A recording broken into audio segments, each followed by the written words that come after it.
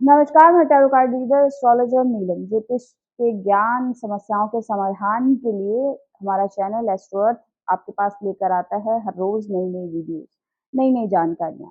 ग्रह किस प्रकार वक्री, मार्गी, कम्बस्ट होकर गोचर करके अपना प्रभाव आपके जीवन पर डालते हैं, उसके बारे में हम चर्चा करते हैं। आज जिस ग्रह विशेष की मैं चर्चा करने जा रही हूँ, वह ग्रह 29 जून को वक्री होने जा रहा है। शनि महाराज 29 जून को 139 दिनों के लिए वक्री रहेंगे। वर्तमान स्थिति में शनि महाराज जो है वो एक्वेरियस में गोचर कर रहे हैं। कुंभ राशि में इनका गोचर जो है वो बहुत ज्यादा प्रभाव आपके कार्य क्षेत्र पर डालेगा, ऑफिस में डालेगा। आपके आपके कर्म कैसे रहेंगे, इसके बारे में चर्चा करेंगे हम। 12 राशियों पर क्या प्रभाव रहेगा। ये वक्री स्थिति तब होती है जब जब कोई प्लैनेट जो है अपनी सीधी गति से चलते हुए उल्टा चलने लग जाता है। वक्री स्थिति हमेशा अच्छी नहीं रहती, इसके बहुत सारे दुष्प्रभाव रहते हैं। दुष्प्रभाव शब्द से बिल्कुल भी भयभीत होने की जरूरत नहीं है। देखिए, जब भी जिस बॉडी पार्ट को आपके ध्यान की आवश्यकता होती है तो वहां पर पीड़ा शुरू हो जाती है। इसका अर्थ ये होता है कि आप अपने शरीर के उस अंग को ध्यान नहीं दे रहे हैं। शनि महाराज ठीक इसी प्रकार काम करते हैं जब वो वहां उसी पार्ट पर कष्ट देते हैं जहां पर आपका ध्यान जो है वो नहीं जाता, या उसके प्रति कोई कर्म जो है, आपका कोई पेंडिंग कर्म है वो आपने पूरा नहीं किया है। उसके प्रति आपने जो आपके दायित्व हैं उसको पूरा नहीं किया है। शनि महाराज जब भी वक्री होते हैं तो उस भाव में, उस जगह पर एक एक्स्ट्रा प्रेशर क्रिएट करते हैं, और ये एक्स्ट्रा प्रेशर सिग्निफाई करता है कि अब उस चीज के प्रति आपको ज्यादा मेहनत करनी है ताकि आपको उसके अच्छे परिणाम मिले। और यदि जातक अपने कर्मों को निग्लेक्ट करता है जो कि उस भाव के प्रति हैं या उस जगह के प्रति हैं, तब आपको कष्ट ज्यादा झेलना पड़ेगा। न्याय के देवता शनि महाराज जो है एक्वेरियस में गोचर कर रहे हैं, और वर्तमान स्थिति में यहाँ पर जब 29 जून को ये वक्री हो जाएंगे तो स्थितियां बहुत ज्यादा देखने योग्य रहेंगी। आपका लाइफ, आपका जीवन बहुत ज्यादा प्रभावित होगा इस टाइम पीरियड में। अब वैसे इस वक्री स्थिति का असर जो है वो आप पहले से ही देखना शुरू आपके जीवन में हो गया होगा। आप लोग सब देखिए, चेक करिए कि आपके कार्य क्षेत्र में कुछ उथल पुथल शुरू हो गई है। आपके ऑफिस में चेंज करने की स्थिति बन रही है। कुलीग्स के साथ कोई समस्या चल रही है, जहाँ आप काम कर रहे हैं वहां समस्या चल रही है। राजनीतिक स्तर पर देखिए, आप बहुत ज्यादा उठापटक हो रही है। राजनीति में बहुत सारे चेंजेस आपको देखने को मिलेंगे। शनि महाराज प्रजा का कारक प्रतिनिधित्व करने वाले प्लैनेट हैं। इससे रिलेटेड बहुत सारी चीजें अब इनके रेट्रो होने से पहले ही असर देखने को मिलना शुरू हो गया। अब ये रेट्रो होंगे तो बहुत ज्यादा पब्लिक को बेनिफिट होने वाला है, या पब्लिक को बहुत सारी चीजें झेलनी पड़ेंगी, ये भी जो वक्री स्थिति है ये बताएगी। आप सबके लाइफ में इसके असर कैसे रहेंगे, किस तरीके से आपको वक्री शनि महाराज की स्थिति से बचना है, कैसे कार्य करने हैं, कैसे कर्म करने हैं, इस पर चर्चा करेंगे विशेष रूप से। और 12 राशियों पर कैसा प्रभाव रहेगा, आइए जानते हैं। मेष से लेकर मीन तक शनि महाराज की वक्री स्थिति आपको कहाँ कहाँ दिक्कत दे सकती है। शनि महाराज जब मीन राशि वाले जातकों पर वक्री होकर अपना क्या प्रभाव देंगे। मीन राशि वाले जातकों के लिए शनि महाराज जो द्वादश भाव में वक्री हो रहे हैं। द्वादश भाव ऐसा भाव है जहां पर शनि महाराज की पोजीशन इतनी अच्छी नहीं मानी जाती है, लेकिन ऐसी भी मान्यता है वैदिक शास्त्रों के अनुसार कि जो भी क्रूर ग्रह होते हैं वो 6, 8, 12 दुष्टाना भाव में अच्छा असर देते हैं। लेकिन कोई भी ग्रह पूर्णतः ज्योतिष शास्त्र में ना खराब होता है ना अच्छा होता है, और उसके अपने अपने पॉजिटिव और नेगेटिव इफेक्ट मिलते ही हैं। क्योंकि उदाहरण के तौर पर प्रभु श्री राम के जन्म पत्रिका में 7 ग्रह उठ चुके थे, ऐसी मान्यता है। लेकिन उनका जीवन कितना संघर्षपूर्ण रहा, कितना आइडियलिस्टिक रहा, ये भी बहुत एक चर्चा का विषय है। बहुत इसके पीछे तो खैर एक बहुत लंबा टॉपिक हम एस्ट्रोलॉजी पे कर सकते हैं, लेकिन हम उसकी तरफ नहीं जाते। मेरा कहने का अभिप्राय यही है कि कोई भी ग्रह जो है वो आपकी कुंडली में पूर्णतः अपना जो असर देता है वो नेगेटिव नहीं देता, या पूर्णतः पॉजिटिव भी नहीं देता। दोनों एस्पेक्ट आपको देखने पड़ते हैं। द्वादश भाव में शनि महाराज वैराग्य देते हैं। द्वादश भाव जो है वो मोक्ष का भाव है।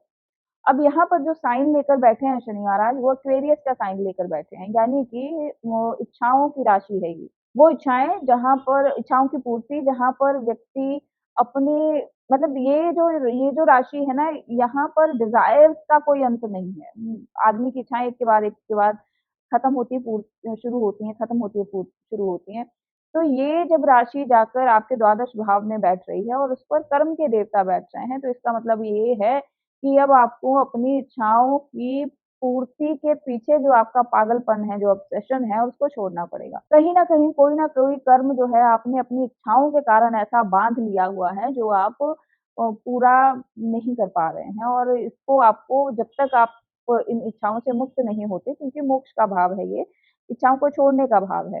तो जब तक इन इच्छाओं से, इस ऑब्सेशन से मुक्त नहीं होंगे, तब तक ये चीज़ें जो हैं वो आपको परेशानी देंगी।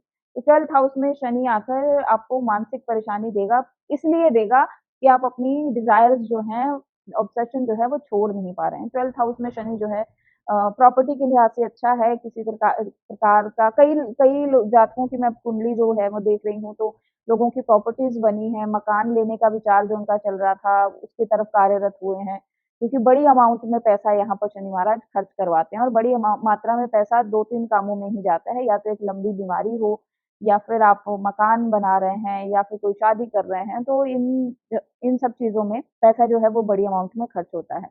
तो मकान बनाना एक पॉज़िटिव एस्पेक्ट रहेगा, अगर कहीं आप प्रॉपर्टी में जो इन्वेस्ट कर रहे हैं, तो यहाँ पर शनि महाराज वक्री होकर थोड़ा ज़्यादा एक्सेस में आपका पैसा खर्च करवा सकते हैं, लेकिन बीमारी में पैसा खर्च करना ये सही जो है वो शनि का प्रभाव नहीं है। तो कहीं अगर ऐसा हो रहा है, तो जिसके बारे में मैं आपको रेमेडी ज़रूर बताऊँगी, आपको करनी चाहिए। तो ये जो आपका अशुभ प्रभाव है, ये थोड़ा-सा कम हो जाएगा, क्योंकि वक्री शनि हो रहे हैं, तो यहाँ पर हो सकता है कि कहीं दिक्कत आए। यहाँ पर शनि महाराज बैठकर आपके छठे भाव को देखेंगे, जो कि रोग ऋण शत्रु का है, तो यहाँ पर भी दिक्कत आ सकती है इन सभी एस्पेक्ट्स में। कहीं कर्ज लेने की स्थिति, लोन लेने की स्थिति भी बनती यहाँ पर दिखाई दे रही है, इसके प्रति आप ज़रूर अलर्ट रहें। शनि महाराज यहाँ पर बैठकर आपके बैंकिंग के भाव, आपके कुटुंब के भाव को भी देख रहे हैं, परिवार में कोई कष्ट आ सकता है, आपकी जमा पूँजी हिल सकती है, मतलब उसमें चेंजेज़ आ सकते हैं।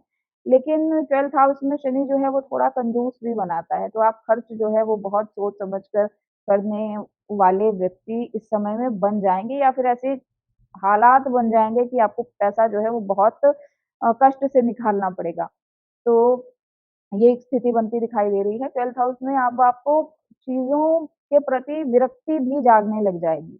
इच्छाएँ जहाँ एक तरफ आपकी पूरी होंगी, वहाँ उन इच्छाओं के प्रति आप विरक्त होते जाएँगे, परिवार से कटना ज़रूर शुरू कर देंगे। ऐसे लोगों को कंप्लेंट्स काफ़ी रहती है, पैरों से संबंधित कोई समस्या आ सकती है, ये ख़ासा ध्यान रखिएगा। पाँव में चोट लगना या पाँव से रिलेटेड कोई दिक्कत होना इस टाइम पीरियड में बहुत अलर्ट रहने की ज़रूरत है, क्योंकि एक्सीडेंटल चांसेस जो हैं वो ज़्यादा बनते दिखाई दे रहे हैं। अब यहाँ पर शनि महाराज जो है वो बैठकर आपके बहुत सारी ऐसी चीज़ों को भी एक्युमुलेट करेंगे कि जो आपके कष्ट का कारण बन सकती हैं। अब ये कष्ट का कारण भी बनेंगी और साथ-साथ इन कष्टों के निवारण का भी समय ये रहेगा। यानी कि चीज़ों को आप छोड़ेंगे, चीज़ों के प्रति आपका जो इंटरेस्ट है वो खत्म होता जाएगा। बेड कम्फर्ट यहाँ बहुत ज़्यादा इफ़ेक्ट होता है, मैरिड लाइफ़ में कहीं न कहीं दिक्कत आएगी और ये दिक्कत जो है वो हो सकता है कि आगे चल के आपके लाइफ़ में बहुत सारे ऐसे चेंजेज़ लाएँ जिसके कारण दूरियाँ बढ़ेंगी आपके पार्टनर में। तो कहीं न कहीं यहाँ 12th हाउस में शनि अकेलेपन का भी कारक ग्रह माना जाता है। हो सकता है कि स्पाउस से दूरी हो, विदेश यात्रा हो सकता है, चांसेस बन जाए आपकी। थोड़े टाइम पीरियड के लिए अपने आप स्पाउस से अलग हो जाएँ, ये भी चांसेस देखने को मिलते हैं। 12th हाउस में शनि का एक बहुत अच्छा उपाय ये करिए कि रात्रि के समय सोने से पहले अपने पाँव जो हैं वो अच्छे से आप धोकर, साफ करके और ये रोज़ाना नियमित रूप से करें और उन पर गुलाब जल डालें, गुलाब जल छिड़क कर साफ-सुथरे कर कर तब जाके बिस्तर पर सोएँ। बिस्तर पर हो सके तो कोशिश करें कोई भी आस-पास इलेक्ट्रॉनिक चीज़ ना हो आपके, अपना जो शयन कक्ष है, जो अपना आपका बेडरूम है, उसे इको फ्रेंडली बना लें। ये बहुत अच्छा उपाय है, वैसे तो ये बहुत सारे योगों में ये उपाय बहुत काम आता है, लेकिन स्पेशली 12th हाउस में जब शनि महाराज हों, तो बीमारी के खर्चों से बचने के लिए ये करना बहुत ज़रूरी हो जाता है, कहीं भी राहु का इफ़ेक्ट ना हो। तो आजकल बहुत ट्रेंड ट्रेंड में क्या कि ऑलमोस्ट सभी लोगों की आदत है कि मोबाइल फ़ोन बिल्कुल साथ में रख के सोते हैं।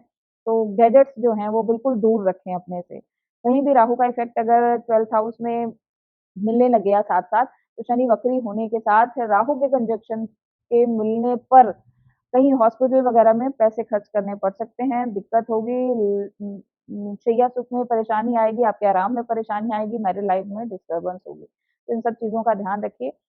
ओवरऑल ये ट्रांज़िट जो है पैसा ज़रूर देगा आपको, इतना मैं श्योर हूँ कि इस वक्री स्थिति में आपके पास पैसे के रिसोर्सेज़ बनेंगे, धन के लिहाज से अच्छा है, खर्च भी होगा, लेकिन ये खर्च अच्छी जगहों पर हो, इसका ख़ासा ध्यान रखें, उपायों को फ़ॉलो करें। तो ये था मीन राशि वाले जातकों के लिए शनि महाराज का गोचर, वो जो कि वक्री होने जा रहा है, एक्वेरियस में गोचर कर ही रहे हैं शनि महाराज, लेकिन 139 दिनों के लिए शनि महाराज वक्री हो जाएँगे। अब हम चर्चा करेंगे अपने आने वाली राशियों के लिए जो कि राशिफल होगा, और भी ऐसी कई जानकारियों के लिए आप हमारे वीडियोस देखते रहें, हमारे चैनल के साथ जुड़े रहें। 12 राशियों पर शनि महाराज का वक्री होने पर क्या प्रभाव रहेगा, एक इसके ऊपर विस्तार से मैंने चर्चा की है। आप अपने कमेंट से अपने विचारों को ज़रूर हमारे कमेंट बॉक्स में लिखकर भेजिए और बताइए कि आपको क्या-क्या दिक्कत है या क्या-क्या समस्याएँ हैं, और पर्सनली अगर किसी को मुझसे बात करनी हो या कंसल्टेंसी लेनी हो या पत्रिका दिखानी हो, क्योंकि मैं जन्म पत्रिका, वास्तु कंसल्टेंट, टैरोट रीडिंग ये सब करती हूँ, और अगर इसके संबंधी आपको मेरी सर्विसेज़ चाहिए तो आप मेरे चल रहे नंबरों पर कॉल या व्हाट्सएप मैसेज कर अपॉइंटमेंट ले सकते हैं, जो कि एक तय राशि के हिसाब से पेड होगी। तो उम्मीद है कि आपको ये जो पूरी सीरीज़ है ये पसंद आएगी। तब तक के लिए धन्यवाद।